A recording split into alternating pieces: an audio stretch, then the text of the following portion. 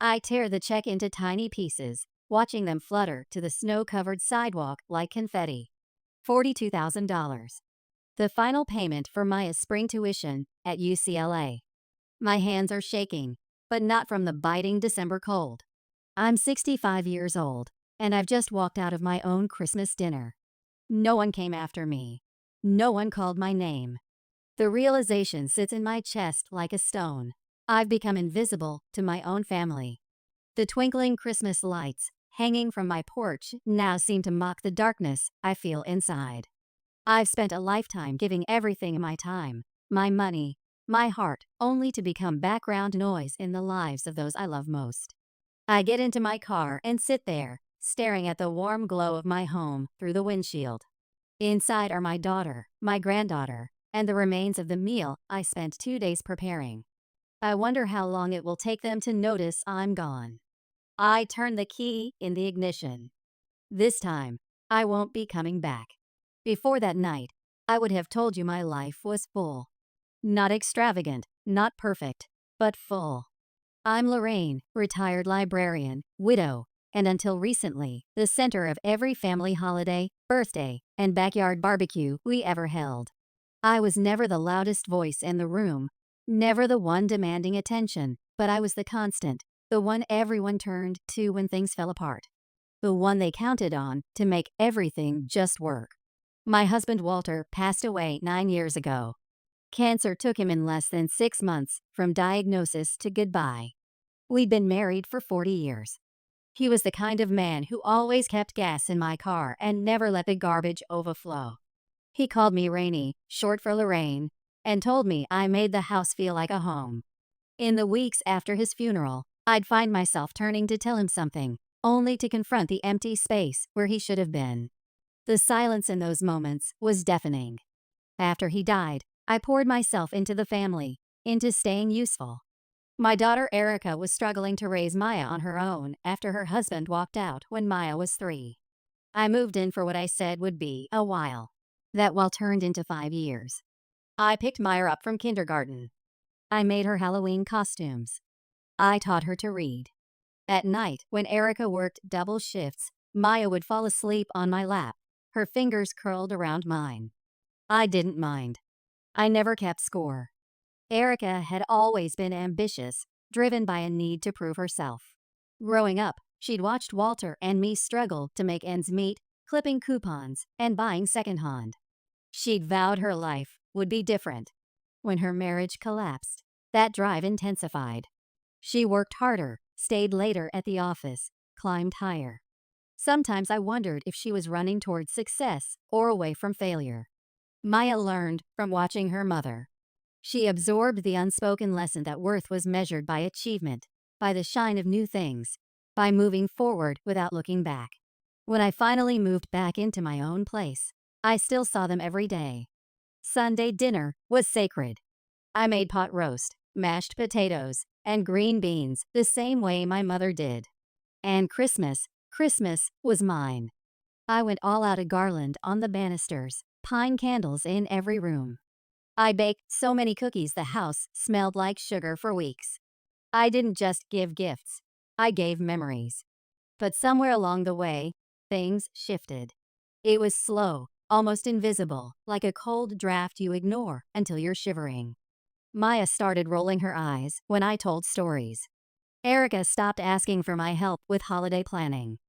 Conversations became shorter. My voice didn't carry the weight it used to. They called it being independent. I called it becoming invisible. Still, I kept showing up. I thought if I kept giving, they'd keep remembering that I mattered. The college fund was the biggest thing. Maya had worked hard to straight A's, volunteer work, leadership awards. She earned every bit of it. But Erica couldn't afford the tuition, and Maya's scholarships only covered so much. So I stepped in. I sold Walter's old coin collection, liquidated an annuity we were saving for travel. Quietly, without fanfare, I wrote a check for $42,000 and opened a separate account in my name for Maya's tuition. No one asked. No one knew. I just did it because that's what love looked like in my world. Not grand gestures, not Instagram captions, just quiet, consistent sacrifice. I remember the first time I felt it, that slow erosion of respect. It was subtle. So subtle, I almost convinced myself it didn't happen. It was late September, just a few months before Christmas. I had stopped by Erica's house to drop off some banana bread, still warm from the oven, wrapped in foil, the way Maya used to love. She'd texted that morning saying she'd be home from college for the weekend. When I knocked, no one came to the door. I waited, smiling, listening to the muffled sound of voices inside. Then the door swung open. Maya stood there in a crop top and oversized hoodie, phone in hand, mid-call with someone. Her face lit up for a second when she saw me, or at least I thought it did, and then quickly flattened into indifference. "Oh, hey," she said, one hand still cupping her phone. "My grandma just showed up with banana bread." "So retro, right?" she said into the phone, laughing. Her friend on the other end laughed too. "I know, right?" Maya added before stepping aside and letting me in. "Retro, like I was a VHS tape, or a rotary phone, like I was a novelty." I stood in the doorway, the warm bread growing heavier in my hands. For a moment, I saw a flash of memory, 5-year-old Maya in pigtails, flour on her nose, as we baked together, her small hands patting the dough with such concentration. Where had that little girl gone? I smiled like always, tried to shake off the sting. I told myself she didn't mean anything by it, just a joke, just teenage sarcasm. I walked in, handed her the loaf, and said, "I thought you might like a taste of home." She looked at it, gave a quick, distracted thanks, and set it on the counter like it was a receipt. No hug, no real conversation. She kept her phone in her hand the entire time. Maya had grown up watching her mother work endlessly for status symbols, the right address, the right car, the right connections. In Erica's world, nothing was ever enough. There was always something better to strive for, someone more impressive to become. It wasn't entirely Erica's fault. My late husband's parents had been the same way, measuring worth by possessions, status by acquisition. Walter had rebelled against that materialism, choosing a simple life with me instead. But somehow, that hunger for more had skipped a generation, emerging in Erica, and now Maya with renewed force. Thanksgiving got worse. I'd offered to host, but Erica insisted it be at her place this year. She said I shouldn't work too hard, but I knew the subtext. I was being edged out, like a favorite recipe they decided to stop using. Still, I showed up with my famous sweet potato casserole, the one with brown sugar crumble on top that everyone used to fight over. I wore my best emerald cardigan, the one Walter always said made my eyes sparkle. When I walked in, no one even looked up. Erica was in the kitchen with her new boyfriend, Chase, a man with loud opinions and a louder laugh. Maya was setting the table but didn't greet me, just nodded and kept scrolling through her phone between placing forks.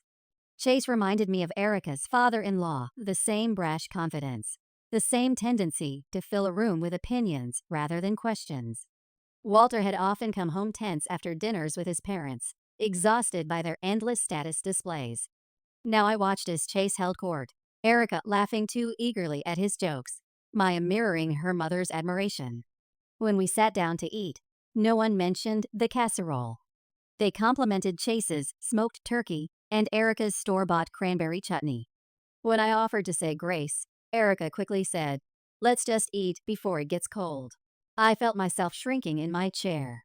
After dinner, while they all sat around sipping wine and watching football, I stood in the kitchen washing dishes alone. No one offered to help when I dropped a plate, and it shattered. Erica didn't even look up from her glass. "Just leave it, Mom," she said, annoyed. "It's not a big deal." I bent down, my hands trembling to clean up the shards. My knees ached, my eyes stung, and still no one moved. I started to feel like a burden in the very space I helped build, like I was tolerated, not treasured. Christmas Eve arrived like it always had. Soft lights glowing in the windows, the scent of cinnamon and pine in the air, and music from my old stereo playing Nat King Cole's "Oh Holy Night." I had been up since 5 a.m., basting the ham and folding linen napkins into poinsettias. The house was warm and spotless. Every corner sparkled. Every plate was placed with intention. I even set Maya's seat with a tiny charm bracelet I found in a boutique months earlier, silver, delicate, with a tiny M on it. I wrapped it in tissue, slipped it under her napkin. I wanted the night to feel special. I wanted desperately to feel seen again. They arrived late, as usual. Maya came in first, followed by Erica and Chase. Erica called out, "Sorry, Mom." Traffic was a mess. Without looking up from her phone, Maya breezed past me with a faint, "Hey," and tossed her coat onto my armchair like it was a coat rack. I told myself it was fine. I brought out the appetizers. They scrolled through their phones. I lit the candles on the table. No one noticed. Dinner started. I carved the ham, passed the dishes, tried to keep conversation flowing. I asked Maya about her final exams. "They were fine," she said, reaching for more potatoes without making eye contact. "I nailed my stats class. Got an A." "Well done, sweetheart," I said, smiling. "You've always had your grandfather's mind for numbers." She shrugged. "I think it's more about work ethic than genetics." That's when Chase snorted. "Lorraine, you're still writing checks, right? Maybe Maya can help you set up online banking this year." Laughter at the table. Erica chuckled. Even Maya cracked a smile. I forced a polite laugh. "I manage just fine. Thank you." But the worst was still coming. As the main course ended and I went to bring out the pie, I returned to the dining room with dessert plates just in time to hear Maya say, "Old people shouldn't take up space." Like, no offense, but sometimes it's like they don't even realize they're just kind of in the way. I stopped in the doorway. The words hung there, light as air and heavy as lead. Everyone heard it. No one corrected her. Erica sipped her wine and said nothing. Chase smirked. I looked at Maya, her face radiant, confident, laughing as if she had just said something clever. And in that moment, I didn't feel hurt. I felt erased. I placed the plates down without a word. I walked to the kitchen. I stood by the sink and stared out the window into the blackness of the backyard. My reflection caught in the glass a tired woman with perfect curls, a pressed red sweater, and eyes quietly breaking. I thought of all the nights I'd stayed up late helping Maya with school projects, of the college tuition sitting in an account with her name on it, of the charm bracelet still hidden under her napkin. I wanted someone, anyone, to follow me, to say, "Mom, that was out of line," or "Grandma, I didn't mean it like that." But no one came. No footsteps, no apology, no voice calling my name. So I wiped my hands on a dish towel, walked back into the dining room, and looked at the table that had once felt like home. I didn't cry. I didn't scream. I just smiled, the kind of smile women wear when they've been hurt so many times they've learned to wrap pain in politeness. "Excuse me," I said softly. "I forgot something in the car." They nodded, distracted. Erica didn't even look up. Maya was already texting. I walked to the hallway, grabbed my purse and coat, and quietly slipped out the front door. The cold air hit my face like a wall, sharp and cleansing. I walked to my car in silence. Not one voice followed me. Not one person asked where I was going. Inside my coat pocket, my hand brushed against the envelope I had meant to give Mia after dessert, a final check, large enough to cover her spring tuition and books. I took it out, held it in my hands, and tore it in half. Right there on the sidewalk, under the glow of twinkling lights and falling snow, I shredded it into ribbons. Not out of anger, but clarity. I had given them everything in my time, my money, my memories, my space, and all they had given me was silence. I didn't go back that night. No one texted. No one called. I thought maybe Erica would check in. Maybe Maya would notice I hadn't returned for dessert, but my phone stayed quiet. At 11:48 p.m., I received a single group message in the family chat. "Thanks for dinner, Mom. Everything was amazing. Love you." Maya added a gif of a dancing candy cane. That was it. I stood in my dimly lit kitchen, still wearing the red sweater I'd ironed that morning, and stared at the blinking message.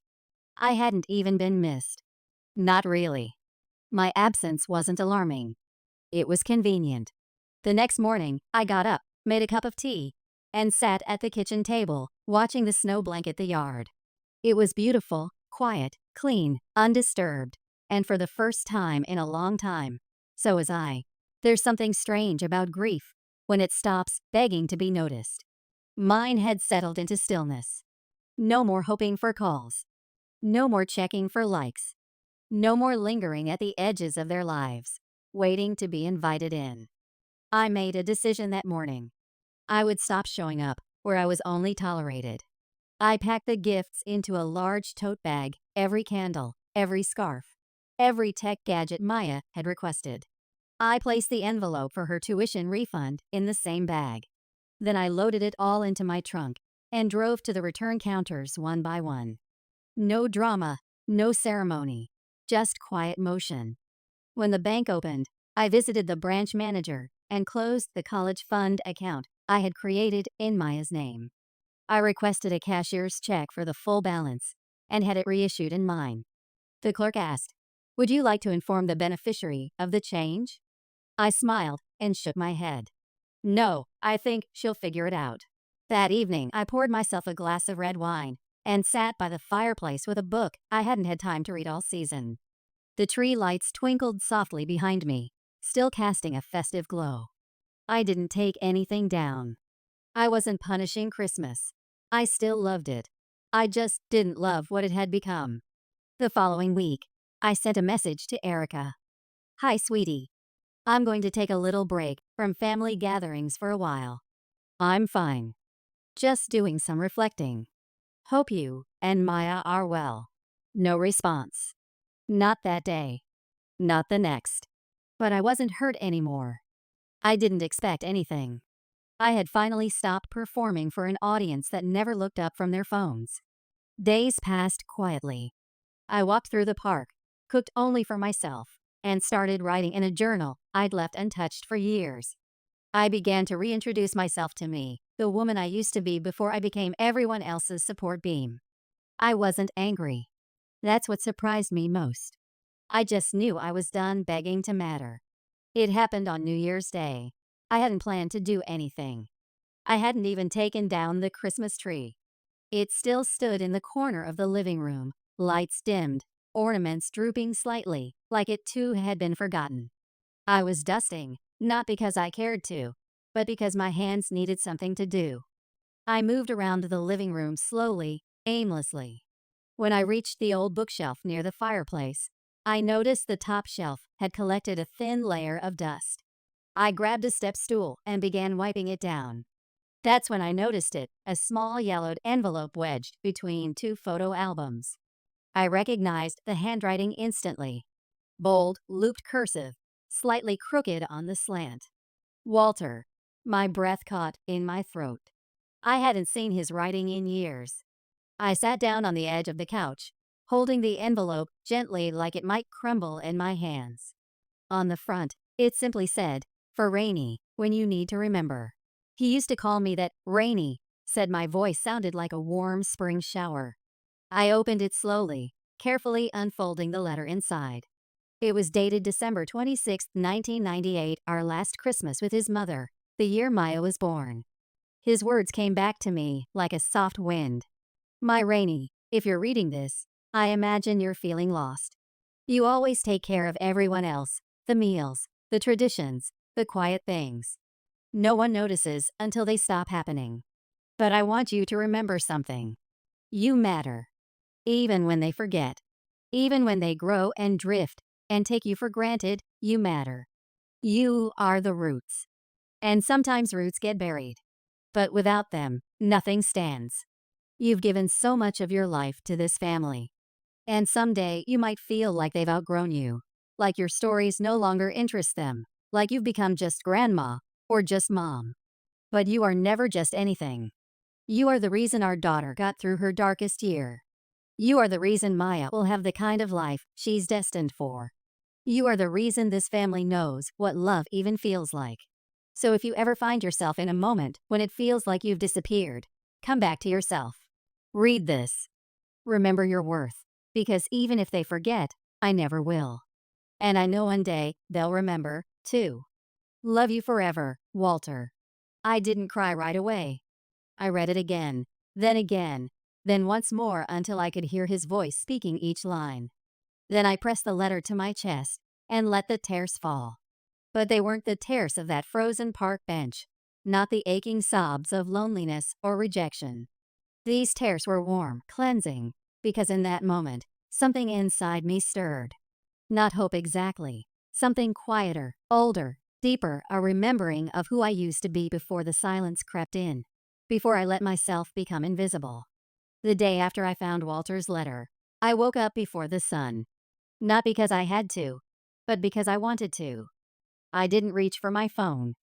I didn't check the family group chat or scroll through photos I wasn't in. I simply opened the curtains, brewed my favorite dark roast, and watched the soft light pour across the frost-covered lawn. It felt like something inside me had been waiting for that letter, waiting for permission to stop shrinking. That afternoon, I sat at the kitchen table with a notebook and pen. No screens, no distractions. I wrote one simple question at the top of the page: who am I without them?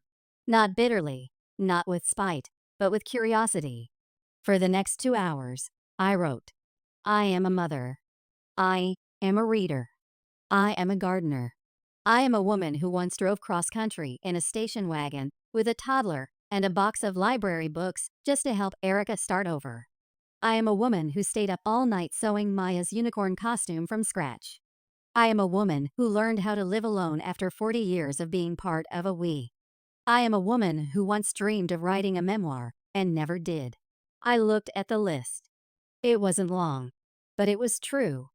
And for the first time in weeks, I felt proud of who I was, separate from what I gave. That night, I cooked dinner for myself. Just me. Not leftovers. Not something from the freezer. I set the table, lit a candle, poured a glass of wine. Not because anyone would see, but because I would. It felt like a small revolution. After dinner, I pulled out a box from the closet that I hadn't opened in years. Inside were old journals, fabric swatches from quilts I never finished, a binder labeled Book Ideas. I flipped through it. One title stared back at me in my own handwriting: The Quiet Woman, Stories No One Asks For. I laughed out loud. I had completely forgotten about that. But the phrase hit me differently now. Stories no one asks for. I had hundreds of them. Maybe it was time someone heard them, even if that someone was just me. The next morning, I dusted off my laptop, created a document, and began typing. The words weren't elegant at first, but they were mine. Every morning, I added a little more. Some days it was a story about Walter, others a reflection on motherhood. Sometimes I wrote about silence, or aging, or grief. But what surprised me most was how alive I felt doing it. Not because I was producing something, but because I was becoming something again. Maya hadn't called. Erica hadn't checked in. The silence hadn't changed. But I had. I wasn't waiting for their validation anymore. I had spent so long trying to be useful, needed, essential. Now I was just me, and it was enough. I didn't need a seat at their table to prove I still had value. I had built a new table, quietly, steadily, and this time there was only one chair, mine. I began with the college fund. There had been a sizable amount left in the account, even after I tore up that final check on Christmas Eve. I built that fund slowly over the years: birthday checks I never cashed, retirement bonuses I never spent, little bits I had set aside when Maya was still in pull-ups and pigtails. After closing the account, I opened a new one. This time, not in Maya's name. This time the beneficiary was a local community foundation that offered scholarships to first-generation college students, kids with dreams and no safety nets. The foundation director had soft eyes and a quiet voice when she asked, "Is there someone you'd like us to honor the fund in memory of?" I smiled and replied, "Yes, my husband, Walter." He always believed education was a seat, not a transaction. I left the office with a handwritten thank you card and a warmth in my chest I hadn't felt in months. It wasn't about spite. It was about reclaiming purpose. Next came the gifts. All those Christmas presents I had returned. I took the refunded cash and donated it to the local children's library, the one I used to volunteer at before Maya's tuition needs had pulled me elsewhere. When I visited, the children's librarian, Nora, greeted me like an old friend. "We've missed you," she said. "The kids still talk about your pirate hat from story time." She walked me through the underfunded reading room where shelves sat half empty and crayons were broken down to nubs. I made a quiet mental note of everything they needed. Later that week, I made a donation. Not flashy, just enough to cover new books, art supplies, and warm blankets for the reading corner. And I volunteered again at Tuesday afternoons, just like old times. The space welcomed me back like I had never left. No one asked what had changed. And I didn't explain, because that was the gift of silence. It gave me space to move without scrutiny, to build something that wasn't tied to anyone's approval. At home, I kept writing. The memoir project I had uncovered, The Quiet Woman, grew by the day. Every page I typed pulled me further from the shadow I had been living in and closer to the woman I remembered being. I wrote about raising Erica during lean years, about Walter's slow decline and stubborn grace, about finding strength in solitude. And I wrote about Maya, not to shame her, but to understand. Her cruelty had hurt deeply. But when I saw her through the lens of story, not just pain, I realized something important. Maya was not malicious. She was thoughtless, self-centered, yes, entitled, absolutely, but she was also a product of a world that taught her aging meant irrelevance, that quiet love had less value than flashy affection. And while that didn't excuse her, it did explain her. Understanding her didn't change my boundaries, but it released me from bitterness. I didn't hate her. I just no longer gave her the power to define my worth.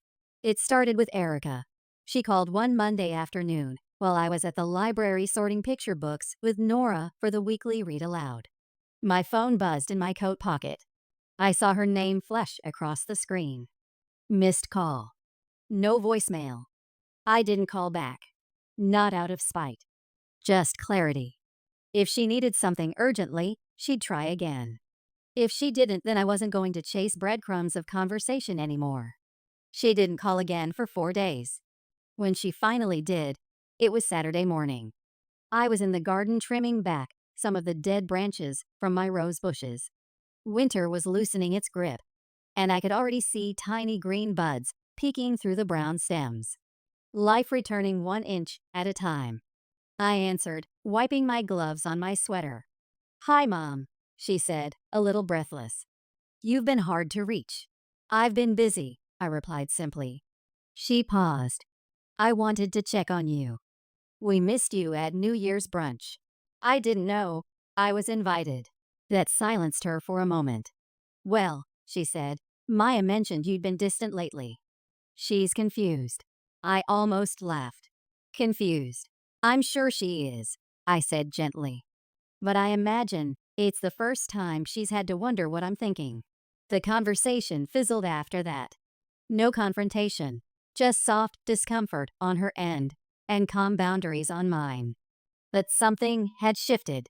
For years, I had rushed to make things easier, smoothed every wrinkle, eased every tension. Now I let the awkwardness linger. I didn't fill the silence. I didn't rescue her from the discomfort of having to examine her own behavior. And that silence, it spoke louder than any speech I could have made. A week later, Erica showed up at my door unannounced. I was baking lemon bars to take to the library for Volunteer Appreciation Day. She stood on the porch with a tight smile and a bag of groceries in her hands.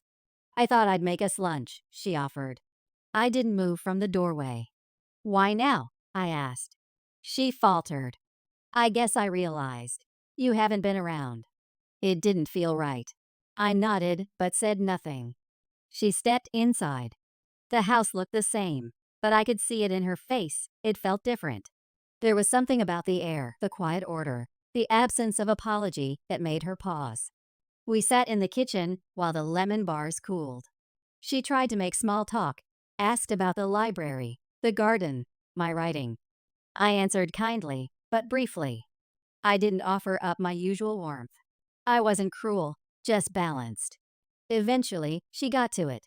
I think Maya is struggling more than she lets on, she said. College is intense. She's feeling a lot of pressure. I stirred my tea and waited. She said she feels like you've cut her off. That she doesn't understand what she did wrong. I tilted my head. She called me retro. Said old people shouldn't take up space. She was joking, Erica said quickly, too quickly. She was careless, I corrected. There's a difference. Erica looked down at her hands. She needs you, she murmured. I took a breath. She needed me when I was holding up her whole future. When I was quietly paying for everything, encouraging her, loving her without being asked. But when I stopped being useful, I stopped being visible. I leaned forward, my voice calm. I'm not angry, but I won't be invisible anymore. Erica didn't argue. That was the moment I realized it. The power had shifted, not because I demanded it, but because I had stopped giving mine away. For the first time in my life, I wasn't trying to make her comfortable. I wasn't softening my truth to preserve her feelings. And she felt it. That afternoon, she left with a plate of lemon bars and a quiet hug. Not an apology, not yet, but the beginning of one. Later that night, I received an email from the Community Scholarship Foundation. They'd already awarded the first grant under Walter's name. A young girl named Alia, the daughter of a mechanic and a waitress, would be the first recipient. She wrote, "Thank you for seeing potential in someone no one else saw." I cried, not from sadness, but from fullness, because finally I was giving to people who saw me back. And I wasn't begging for a seat at the table anymore. I was building something stronger, something rooted in choice, not obligation. And that was power. It was late March when I received the message. Not a phone call, not a knock at my door, just a simple text from Erica. Maya wants to talk, only if you're open to it. I stared at the screen for a long time. I wasn't angry. I wasn't even surprised. Life has a way of looping around. But I also wasn't the woman who would drop everything just because someone finally noticed her absence. Still, I thought of Walter's letter, the line that stayed with me most. Even if they forget, you must remember who you are. I remembered. But maybe, just maybe, part of remembering was being willing to hear the other side, not to reopen old wounds, but to acknowledge that healing could exist without needing to return to what was. I texted back, "Tell her I'll meet her at the garden Thursday at noon." I chose the garden for a reason. It was neutral, open, alive, a place of growth. Thursday came. The sky was clear. The roses, once brittle and dry, had begun to bloom. Pink and red heads bowed gently in the breeze, proof that seasons do change, even after the harshest winters. Maya arrived on time. She looked smaller somehow, not physically, but quieter, humbled. Her eyes didn't carry the usual sheen of pride or distraction. She sat on the bench beside me, folding her hands in her lap like a child bracing for discipline. "Hi, Grandma," she said softly. I nodded. "Hi, Maya." A pause stretched between us, and not awkward, just full. "I read your article," she said twice. It made me cry. I didn't respond. I let her keep going. I didn't realize how much I took for granted. "You gave so much, and I treated it like background noise." She looked down. "I've had time to think. Losing the tuition money, it shook me. But what hurt more was realizing I lost you." That made me inhale sharply, not because it was manipulative, because it was honest. "I'm not asking for anything," she added quickly. "I just want to say I'm sorry." I watched her. No tears, no drama, just truth. That mattered. "I appreciate that," I said quietly. "Truly." She looked hopeful, almost leaning in, but I stopped her there. "But I need you to understand something, Maya. I've changed. Not out of spite, out of necessity." She nodded slowly. "I get that. I can love you," I said, "and still have boundaries. I can forgive you and still choose not to fund your future. Love doesn't always mean rescue." Tears brimmed in her eyes. She didn't wipe them. "I understand," she whispered. "I really do." We sat together for a while longer. I told her about the scholarship fund in Walter's name, about Alia, about how proud he would have been. And when we stood to leave, Maya hugged me.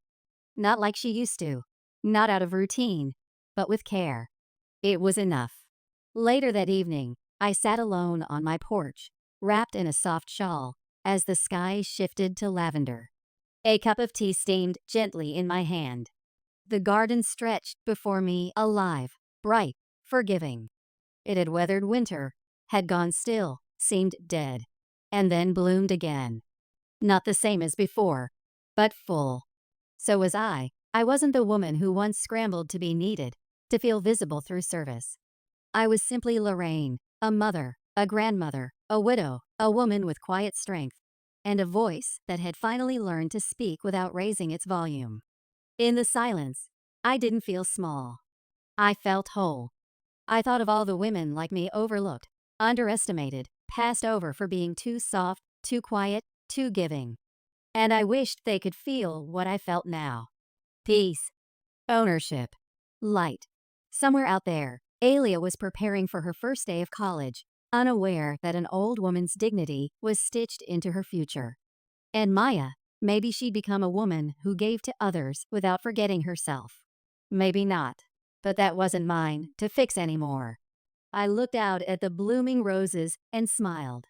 Because the thing about roots is they go deep. Even when no one sees them, even when no one says thank you, they hold everything up. And now I was holding myself. Finally.